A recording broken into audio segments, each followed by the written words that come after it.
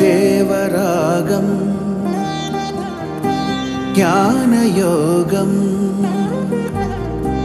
వ్యాసపీఠం బహువేదశాస్త్రం బోధామృతహిత శ్రీమన్నారాయణం శివగౌరీ సంభాషిత సకల పురాణం అష్టాక్షరి పంచాక్షరి మంత్రావరణం అఖిల దేవతా సంస్తుతి పారాయణం జయమంగళకరమీ ప్రవచన శ్రవణం అనుదినము శుభము సుఖము జీవన గమనం దేవరాగం జ్ఞానయోగం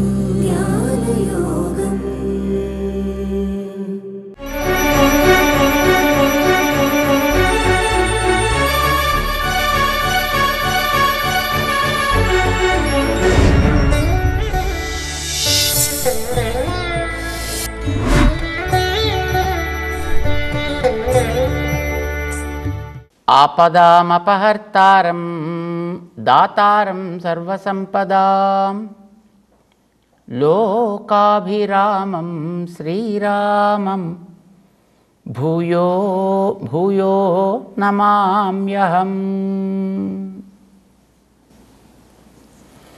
జయ శ్రీమన్నారాయణ. భగవద్బంధులారా, 5వ అధ్యాయం భగవద్గీత కర్మ సన్యాస యోగము అనే పేరుతో మనకు అందుతోంది. ఎందుకంటే ఆ పదాలతోటి అధ్యాయం ఆరంభమైంది, అందుకోసం ఆ పేరు పెట్టారు. సన్యాసం కర్మణం కృష్ణ అంటూ ఆరంభం చేశాడు అర్జునుడు. దానికి కర్మ సన్యాస యోగము అనేటువంటి పేరు పెట్టారు. కర్మ సన్యాసం అంటే చేసే పని యొక్క భారాన్ని, కర్మని, సతి లోపల ఉండే భగవంతుడి యందు న్యాసము, వదులుట. పనిని వదలడం అనేది లోపల కుదరదు కదా, ఎందుకంటే పని మనం బయట చేస్తాం శరీరంతో. వదలాల్సిందేది నేను చేస్తున్నాననే కర్తృత్వాన్ని, నా వల్లనే జరుగుతోంది అనే సంఘాన్ని, చేస్తుంది నేను కనుక ఫలితం అంతా నాకే అనేటటువంటి ఫలకాంక్షని, ఈ మూడింటిని కూడా ఫలసంగ కర్తృత్వాలని, వీటిని వదిలిపెట్టి పనిని మనం సవ్యంగా చేసుకోగలిగితే మనకది అన్ని రకాలుగా శ్రేయస్కరం. అది మనకి శాంతినిస్తుంది, సుఖాన్ని ఇస్తుంది, కర్మ భారాన్ని తగ్గిస్తుంది, కొత్త భారాన్ని ఏర్పరచదు. ఇది మనకి జ్ఞానంతో కలగాల్సింది కనుక ఆ జ్ఞానాన్ని మనం లోపల నుంచి కనుక తెచ్చుకోగలిగితే, దాన్ని మనం కర్మకి జోడించగలిగితే, నీకు చక్కగా ఏది చేస్తున్నప్పటికీ కూడా అది నీకు అంటుకోదయా. దానివల్ల నీకు ఏ రకమైనటువంటి కర్మ భారము ఏర్పడదు, దుఃఖము రాదు. ఇది కృష్ణుడు చెప్తున్నాడు అర్జునుడికి. అంటే ఏదైనా లోపల నుంచి రావాలి, ఇది ప్రధానం. దీనికి మనం దృష్టాంతం చెప్పుకుంటున్నాం. లోపల నుంచి రావడం అని అంటే సహజంగా ఒక పుష్పం లోపల నుంచి కనుక పండితే దాని పరిమళం అన్ని దిక్కుల్లా వ్యాపిస్తుంది. దూరాత్ గంధో వాతి అంటుంది మనకి వేదం. అంత దూరపు తీరాల్లో ఉండేటువంటి వాళ్ళకు కూడా ఈ పుష్పపు పరిమళం వెళ్ళి చేరి, ఎంత మంచి పుష్పాలు పెట్టారండి ఇక్కడ తోటలో అని అనిపిస్తుంది. లోపల నుంచి వస్తే బయట వాటికి కూడా ఆనందం ఇస్తుంది. ఒకసారి సూర్యుడికి వాయుదేవుడికి పోటీ వచ్చిందిటండి. ఏదైనా లోపల నుంచి రావాలా, పైనుంచి రావాలా అంటే పైనుంచే రావాలి అన్నట్టండి వాయుదేవుడు గారు. పైనుంచి వస్తే ఏమవుదో, లోపల నుంచి రావాలి. కాదండి అన్నాడు. అబ్బెబ్బే కాదండి అనుకున్నారు. అయితే టెస్ట్ చేద్దాం అనుకున్నారు. ఓకే చేద్దామంటే చేద్దాం అనుకున్నారు. సరే మొట్టమొదటి వాయుదేవుడు నేను టెస్ట్ చేస్తా చూడండి, గాలి వీస్తా, చల్లటి గాలి అన్నాడు ఆయన. సరే ఆయనకి చేయగలిగిన పని అదే కదా. ఆయన చల్లటి గాలి వీయడం ప్రారంభించాడు. వేస్తే అక్కడ కూర్చున్నటువంటి ఆయన ఓ దుప్పటి తీసి టక్కుమని కప్పుకున్నాడు. ఆయన దుప్పటి ఎగరగొట్టాలి, ప్రయత్నం చేయి అన్నాడు ఆయన. అంటే గాలి గట్టిగా వీయడం ప్రారంభించాడు. వీడు ఎంత గట్టిగా వీస్తే వాడు ఆ దుప్పటిని అంత గట్టిగా ఇంకా అలా ముడుచుకొని ఇంకా కప్పుకొని కూర్చుంటున్నాడు. మామూలుగా ఒక పొర వేసుకున్నాడు కాస్త 2 పొరలు వేసి ఇంకా మళ్ళీ గట్టిగా కప్పుకున్నాడు కాస్త ఇంకా స్క్వీజ్ చేసుకుని కూర్చున్నాడు. పాపం గాలి ఎంతసేపు ఇచ్చినా వాడు అంతసేపు అట్లాగా అలా స్క్వీజ్ అయిపోయి లోపల కూర్చున్నాడు. అయిపోయిందా? నవ్వాడు పాపం సూర్యుడు. ఇప్పుడు చూడు నేనేం చేస్తాను అంటే సరే పాపం పక్కన కూర్చున్నాడు వాయుదేవుడు. ఇప్పుడు సూర్యుడు తన ప్రతాపాన్ని చూపించడం ప్రారంభించాడు. మెల్లిగా కాస్త ఎండనిచ్చాడు. ఎండనివ్వగానే అబ్బా ప్రదాకా ముడుచుకున్నాడు కాస్త లేచాడు. ఇంకొంచెం వేడి చేశాడు ఎండని. ఓ 30 degrees వేడి దాకా చేశాడు. వేడేటప్పటికి వాడు ఇంకొంచెం సరే 2 పొరలు వేసిందని 1 పొర వేసుకోవడం ప్రారంభం. 35 degrees చేశాడు. 1 పొర వేసుకున్న దాన్ని కూడా మెల్లిగా పక్కకి తీసేశాడు. 40 degrees చేశాడు. మొత్తం పైన బట్టలన్నీ తీసేశాడు. అయ్యా, లోపల నుంచి కనుక వచ్చినట్లయితే సహజంగానే వాడిలో ఆహార్యం పైన వేసుకుని కప్పుకుని నాది నాది నాది అనుకునే స్వభావం మారుతుంది. పైదాని వల్ల అది ఇంకా పెరుగుతుంది. పని చేసేటప్పుడు దాని ఎందుండే భావమేనంతే, భావం లోపల నుంచి రావాలి. లోపల నుంచి వచ్చే విశ్వాసం లోపల ఉన్న వాడి ఎందు కనుక వాడు ఏం చేస్తుంటాడు? నీ ఇంద్రియాలన్నీ పనిచేస్తాడు, నీ మనస్సుని పనిచేస్తాడు, నీ బుద్ధిని పనిచేస్తాడు. పనిచేయించేది వాడు కానీ నేను చేస్తున్నాను అని నువ్వెందుకు అనుకుంటావా? మానయ్యి. 8వ శ్లోకంలో ఈ మాట చెప్తున్నాడు శ్రీకృష్ణుడు అర్జునుడికి. నైవ కించిత్ కరోమి, ఇది నువ్వు గుర్తించాల్సింది. కించిత్ అహం నైవ కరోమి, నేనేం చేయట్లేదు, లోపల ఉండి ఆయన చేయించేది తప్ప. ఇది మనం గుర్తుపెట్టుకోవద్దండి. మనం అనుకుంటున్నాం ఇప్పుడు అలాగా. ఏదైనా ఒకటి జరిగి కాస్త మంచిగా 10 మందికి ఇష్టమైంది అని అంటే అది ఎవడు చేసినప్పటికీ కూడా నేనే చేశాను సుమండి ఇది అని అనిపించుకోవాలని ప్రతివాడికి ఉంటుందండి. నిజానికి వాడికి అక్కడ ఏం ప్రమేయం లేకపోవచ్చు, ఆ జరిగేది దాంతో అది జరుగుతోంది అక్కడ. కానీ వీడికి ఏమనిపిస్తుంది, అక్కడ తానేదో చేసినట్టు తన వల్ల ఆ పరిస్థితి ఏర్పడ్డట్టు అని అనిపించే భారాన్ని, కర్తృత్వాన్ని తన మీద వేసుకుంటాడు. వేసుకోకు నువ్వు. లోపల ఉండేది వాడు, నడిపించేది వాడు, పని చేయించేది వాడు కనుక వాడి ఎందు వదిలిపెట్టాలి. అంటే నువ్వేమనుకోవాలి? నైవ కించిత్ కరోమి. ఇది మొట్టమొదట ప్రతివాడు గుర్తించాల్సింది. అయితే మరి ఎవడు చేస్తున్నట్టు? నేను లోపల ఎవడి వల్లనైతే ఉన్నానో వాడే చేయిస్తున్నాడు ఇదంతాను. కనుక ఈ సంబంధాన్ని వాడికి చేయి. ఎందుకని? నీకు తెలిసింది కనుక. ఏం తెలిసింది? తత్వం తెలిసింది కనుక. ఏమని తెలిసింది? వాడు నడిపిస్తున్నాడు, వాడికి చెందిన వాడిని నేను అని తెలుసుకోవడానికి వీలైన జ్ఞానం ఉన్నవాడిని నేను పంపించే జ్ఞానంతో ఇవన్నీ కూడా పనిచేస్తున్నాయి. ఇవన్నీ కూడా పనిచేసేటటువంటి అచేతన పరికరాలు.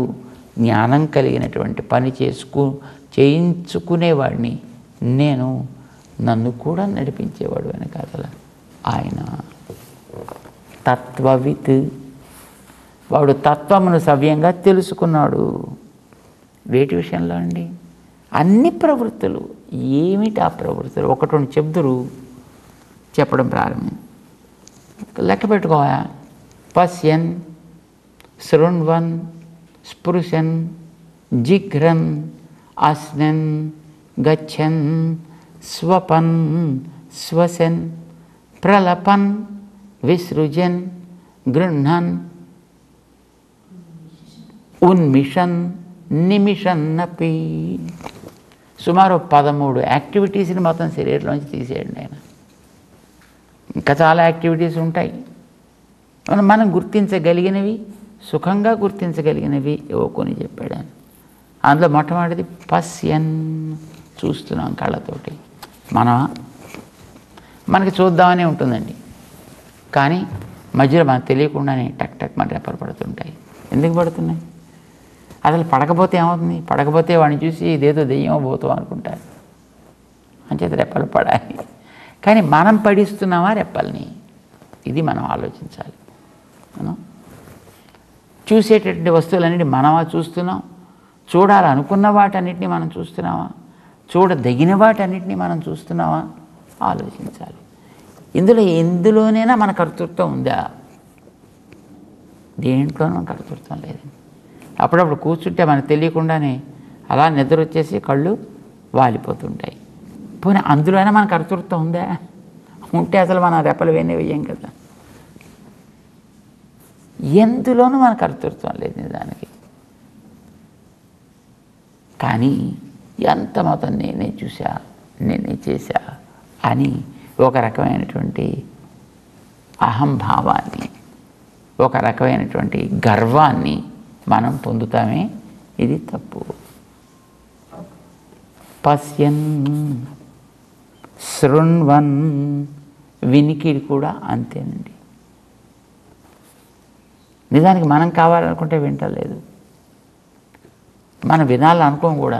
అసలు అక్కర్లేని చెత్త చదవాలైతే వినబుద్ధి అవుతుంది అనుకోండి, కానీ మంచి మనకి వినాలి అని అనిపించదు. అందుకోసమే మన వాళ్ళు మంచి వాళ్ళతో సహవాసం చేస్తే కనీసం ఏదో ఒక సమయంలో ఆ మంచివాడికి నీ ఎందు దయ కలిగితే, నీలో కాస్త దృష్టి అంతర్ముఖం కాగలిగితే లోపల ఉండేటటువంటి వాడిని గుర్తించడానికి అవకాశం ఏర్పడుతుంది. అయితే వాడు చెప్పేది ముందర నువ్వు వినాలి. శృణ్వన్, వినాలి. వినికిడి, వినడం అనేది అన్నిటికంటే చాలా గొప్ప మందండి. మంచి మాటలు వినగలగడం అనేటువంటి అత్యద్భుతమైనటువంటి యోగ్యత. అందుకోసమే మనవాడు తత్వాన్ని చెప్పేటప్పుడు కూడా శ్రోతవ్య, మంతవ్య, నిదిధ్యాసితవ్య, శ్రోతవ్య. వినాలి. వినడం వల్ల చాలా జరుగుతాయండి. చెవులకి నీకు బోరు కొట్టినా సరే నువ్వు దాన్ని మూసే ప్రశ్న లేదు. నీకు విసుగొచ్చినా సరే దాన్ని తెరిచే ఉంచాలి. ఏదో ఒక దాంట్లోంచి ఏదో ఒక మంచి నీ హితానికి లోపలికి ప్రవేశించే అవకాశం ఉంది కనుక వినికిడిని ఎప్పుడు కూడా నువ్వు ఆపద్దు. లేనే లేదు. నువ్వు చెవుల్లో ఏవో పెట్టేసుకుంటే అది దానికి ఆవిడ ఏం చేయలేడు. కానీ అది కాకపోతే మాత్రం అవి ఎప్పుడు కూడా వింటూనే ఉంటాయి అన్ని వైపుల నుంచి కూడాను.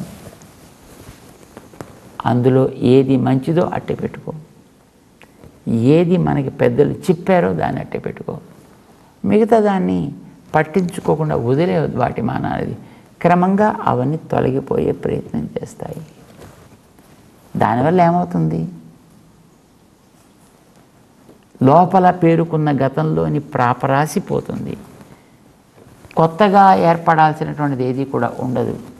కనుక ఉన్నంత వరకు నువ్వు సుఖంగా మంచి మాటలు వింటూ, మంచి స్తోత్రాలు నువ్వు స్మరిస్తూ, మంచి పాటలు పాడుతూ ఏదో ఒకనాటికి ఎవడైనా వెళ్ళక తప్పదు. కానీ నువ్వు చేయవలసిన పని చేసావు కాదు. ఇది మనం పెట్టుకోలేదు. ఇలాగా చెవి ఇలా ఉండవలేను, ఈ సమయంలో తెరిచి ఉండవలేను, ఇంతసేపు రెస్ట్ తీసుకోవచ్చును. నథింగ్. 24/7. ఇది శృణ్వన్, స్పృశన్, చక్కగా తాకి. ఏం చేయాలి? నైవ కించిత్ కరోమీతి యుక్తో మన్యేత తత్వవిత్. బుద్ధిమంతుడైనటువంటి వ్యక్తి అయితే వాడికి సరైనటువంటి తత్వాలు తెలిసి ఉన్నట్లయితే వాడు చక్కగా ఈ ఉపాయాన్ని ఆలోచించాలి. యుక్తో మన్యేత. ఇది రెండవది యాక్టివిటీ. పశ్యన్, శృణ్వన్. పోనీ ఆ వినేవాటి అన్నీ మంచివే ఉంటాయా? ఆలోచిద్దాం ఒకసారి. మనం వినే మాటల్లో, శబ్దాల్లో అన్నీ మంచివే ఉంటాయా? చాలా కష్టం. ఎన్నెన్నో చెడు మాటలు కూడా లోపలికి వెళ్ళిపోతుంటాయి. అందులోనూ మంచి మాటలు వినిపిస్తే చెవిని మనం రెక్కించినా విననిది ఎవడి గురించైనా మనం ఒక చెడు మాట్లాడాలని ప్రయత్నం చేస్తే వింటే గింటే దాని యందు ఇది ఒక హై పవర్ వెల్డింగ్ మిషన్ చూడండి ఎలాగైతే కాంతులు ఎన్నుతూ ఉంటుందో దాని కాంతి ఇప్పుడు వాడు కంట్లో పడకుండా వాళ్ళు అదేదో పెట్టుకుంటారు చూడండి అలాగా అది పెట్టుకున్నప్పుడు దాంట్లో ఏది చూడాలో దాన్ని చూపిస్తుంది అది. అట్లాగా వీడు వినే వాటిల్లో కూడా ఎన్నో వైపుల నుంచి లోపలికి ప్రవేశించేస్తూ ఉంటాయి కదా. అందులో ఏది వీడు లోపల తగునో అది మాత్రం లోపల పెట్టుకుని మిగతా వాటిని హాయిగా చక్కగా బయటికి పోవటానికి అవకాశం కలిగించవచ్చును. శృణ్వన్ స్పృశన్, తాకడానికి కూడా ప్రపంచంలో ఎన్ని ఉన్నాయంటే మనకి తాకడానికి, ఎన్ని రకాల స్పర్శలతో ఉన్నాయి మనకి తాకడానికి. సో ఇవన్నీ ఉంటున్నప్పుడు ఏవి సుఖస్పర్శలు ఏవి దుఃఖస్పర్శలు గుర్తించు. దుఃఖస్పర్శల్ని పట్టించుకోవడం మానే, సుఖమైన స్పర్శల్ని జాగ్రత్తగా ఉంచుకునే ప్రయత్నం చేయి. జిఘ్రన్, నువ్వు రుచి చూసేటప్పుడు ఘ్రాణేంద్రియంతో నువ్వు పనిచేసే వాసన చూస్తుంటావు కదా. మనకి అనుకూలమైన వాసనలు ప్రతికూలమైన వాసనలు కూడా వస్తుంటాయండి లోపలికి, సందేహం లేదు. కానీ అనుకూలమైనటువంటి వాటిని చక్కగా మంచిగా వినియోగించుకునే ప్రయత్నం చేయి. పనికిరానివి క్రమంగా వాటంతటవే తొలగిపోతుంటాయి. పశ్యన్ శృణ్వన్ స్పృశన్ జిఘ్రన్ ఆస్నన్ గచ్చన్ స్వపన్ శ్వసన్. వాసన చూసేటప్పుడు, ఆస్నన్ తినేటప్పుడు మనకి అన్నీ మంచివే తినాలి, ఆరోగ్యంగా ఉండాలని అనిపిస్తుందండి. కానీ మనం అలాగే అన్నీ మంచివే తింటామా? అన్నీ మంచినే మనం ఆరగిస్తున్నామా? ఆరగించేటప్పుడు దానికి మంచితనం ఏమిటండి? ఏదో పదార్థం ఉండాలి. కానీ అంటే తయారు చేసిన పదార్థాన్ని భగవంతుని ముందర పెట్టినప్పుడు దాన్ని ఒక్కసారి మనం మంత్రంతో, మనకి తెలిసిన మంత్రంతో ఒక్కసారి దాన్ని తాకి దాన్ని శుద్ధి చేసి, ఇది నేను భగవంతుడికి చేసేటువంటి సమర్పణము అనుకుంటూ ఏదో కొన్ని ప్రాణ ఆహుతులను తీసుకుని ఆ తర్వాత మిగతాది ఏదో తీసుకుంటూ ఉంటారు. అసలు నేను తినద్దాను లేదండి, ఆయన తినమన్నాడు. తింటున్నప్పటికీ కూడా నాకు తగినట్టుగా నువ్వు తింటున్నాను, నువ్వు లోపలికి పంపించేది నా కోసం పంపించు, నేను భోక్త అని గుర్తించు. ఆస్నన్ పశ్యన్ శృణ్వన్ స్పృశన్ జిఘ్రన్ ఆస్నన్ గచ్చన్. నడుస్తూ కూడా, నడక ఇది కూడా వాడి వల్ల ఏర్పడేదండి. స్వపన్, నువ్వు పడుకోవడం కూడా వాడి సేవే, వాడి వల్లనే. ఎందుకంటే వాడి మిషన్ ఇది, వాడు దీన్ని కొంతసేపు పని చేయిస్తున్నాడు, దీనికి కొంతసేపు వాడు విశ్రాంతిని ఇస్తానంటాడు. దీనికి ఉండే శక్తిని మళ్ళీ పుంజుకుని అది బాగా పనిచేయడం కోసం. అయితే దానికి కూడా కొంత సమయం పెట్టాడు. ఎంత సమయం పెట్టాడో అంతవరకు. Be modest even while sleeping also. రోజు 12 గంటలు 20 గంటలు నిద్రపోకు. ఏ సమయంలో పడుకోవాలి, ఏ సమయంలో లేవాలి, దానికి కూడా నియమాలు ఉన్నాయి. సుమారు 10-9 దాటిన తర్వాత ఉండద్దు, 4 తర్వాత పడుకోవద్దు. అంటే ఒక 6 గంటల సేపు ఆన్ అండ్ యావరేజ్ నీకు అది నిద్రాకాలిక స్థితి చక్కగా మెయింటైన్ చేస్తే అన్నీ బాగుంటాయి. స్వపన్, పడక కూడా అందులోనూ విశ్రాంతినిచ్చేది. విశ్రాంతి, దానికి ఒక మంచి పేరు పెట్టారండి, స్వపితి. ఉపనిషత్తు పెట్టింది పేరు, తస్య స్వపితి నామా. ఎందుకని? వాడు లోపల యజమాని దగ్గరికి చేరుతున్నాడండి.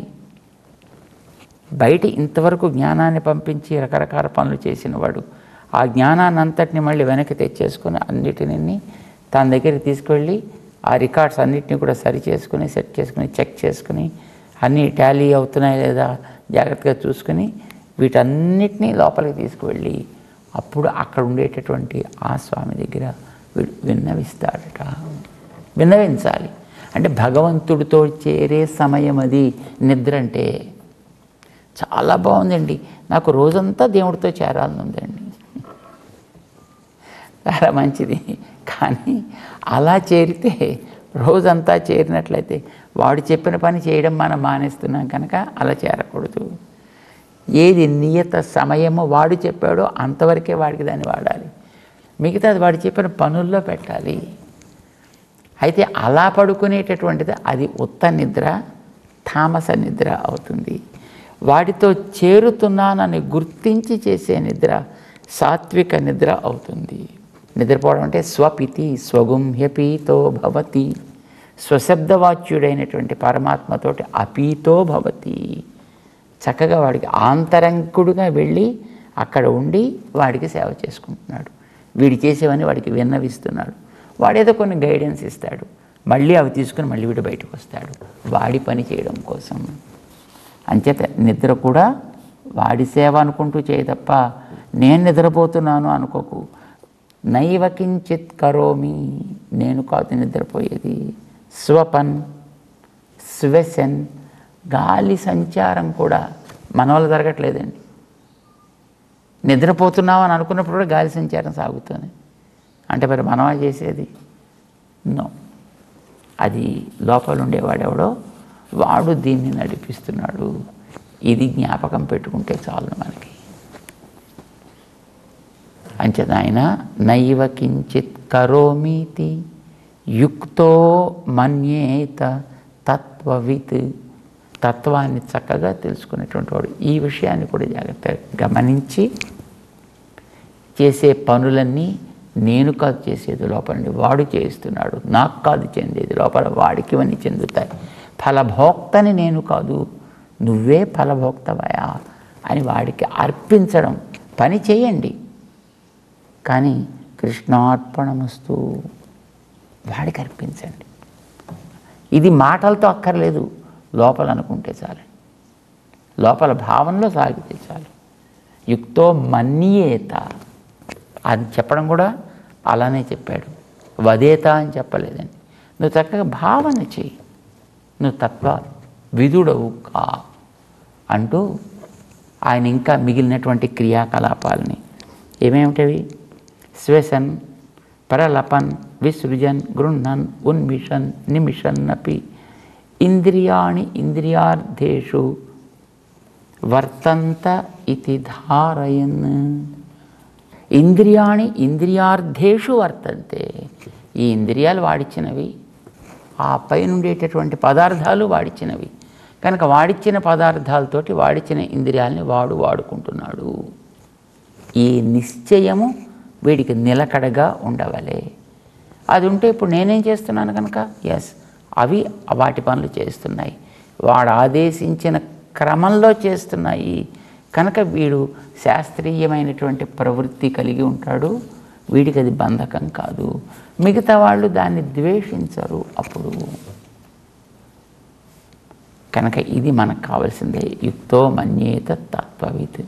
ఇలాగా మనం ఉన్నట్టయితే మనకి చేసినటువంటి కర్మ మనకి అంటుకోదు కనుక హాయిగా నీకు జీవితం సుఖంగా గడుస్తుంది, శాంతిని నువ్వు పొందగలుగుతావు.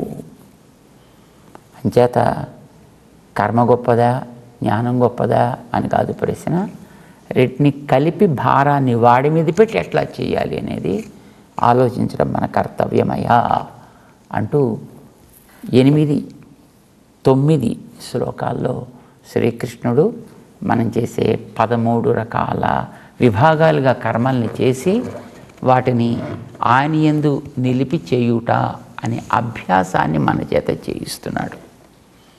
క్రమంగా లోపల తందాక మనని తీసుకువెళ్ళే ప్రయత్నం చేస్తున్నాడు, శారీరక దశలోంచి ఆత్మదశ దాకా.